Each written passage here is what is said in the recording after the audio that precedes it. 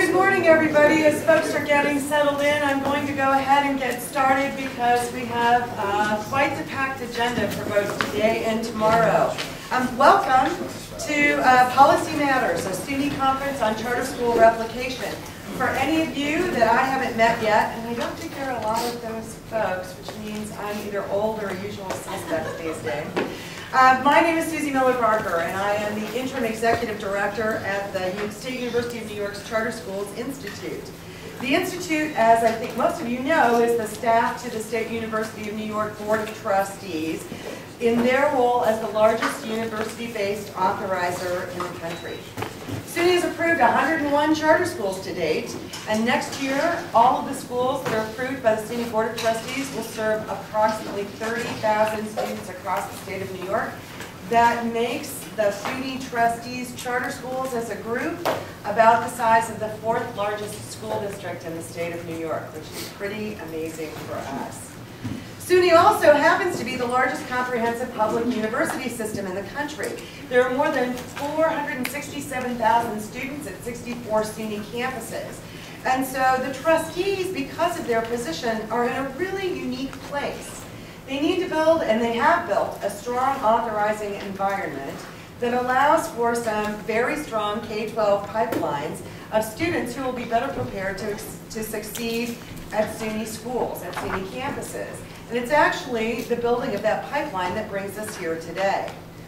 So it would be customary for me to pause and recognize all of the distinguished guests in the room, and we have a lot of them. I want to quickly introduce Dr. Pedro Noguera. He's a noted education scholar and the chair of the SUNY Education Committee that we work with as the Charter Schools Institute. We also have his colleagues on that committee. I was going to say Trustee Eunice Lewin and Trustee Ken O'Brien, who are here with us today, and we cannot thank them enough for taking time to come and learn about these issues with us. I'd ask that you all open your meeting folders, and on the left-hand side, there's one other thing I want you to take a look at. It's the list of the attendees for this conference. You are all distinguished guests, and it is not an understatement for me to say this. I sincerely, we at the Institute, sincerely thank you for spending your time with us today. This conference, the staff will tell you, is, I've said, this is about getting really smart, expert people to come and make us smart. A few people told me I ought to say make us smarter, that in fact the staff is pretty darn smart to begin with, and that is definitely the case. We have in the room today fellow authorizers from Michigan, from Minneapolis, from Washington, D.C., from Indianapolis, and from Chicago. We have our colleagues from the Empire State.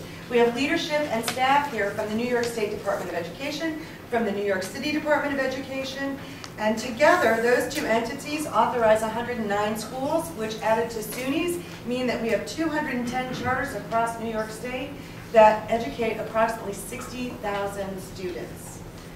We not only have representatives from the Empire State, New York State, but we also have some National Association of Charter School Authorizer folks. I didn't see Whitney. There's Whitney. So we have Whitney Spalding, who is from the National Association of Charter School Authorizers.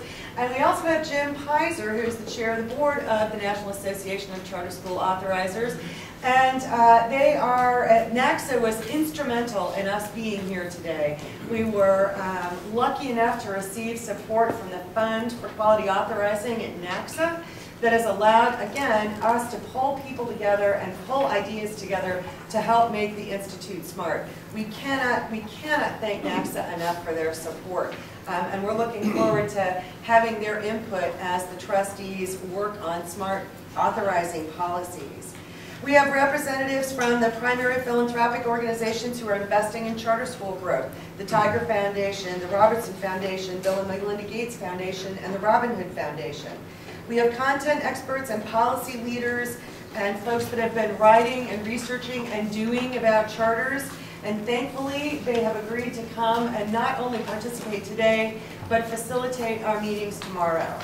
We have representatives from charter school networks and charter schools, and so I meant what I wrote in my letter of invitation. You have all been explicitly invited because of your experience and expertise.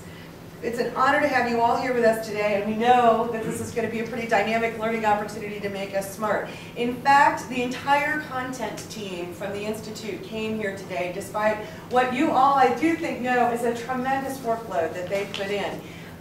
Will the Institute staff folks stand up?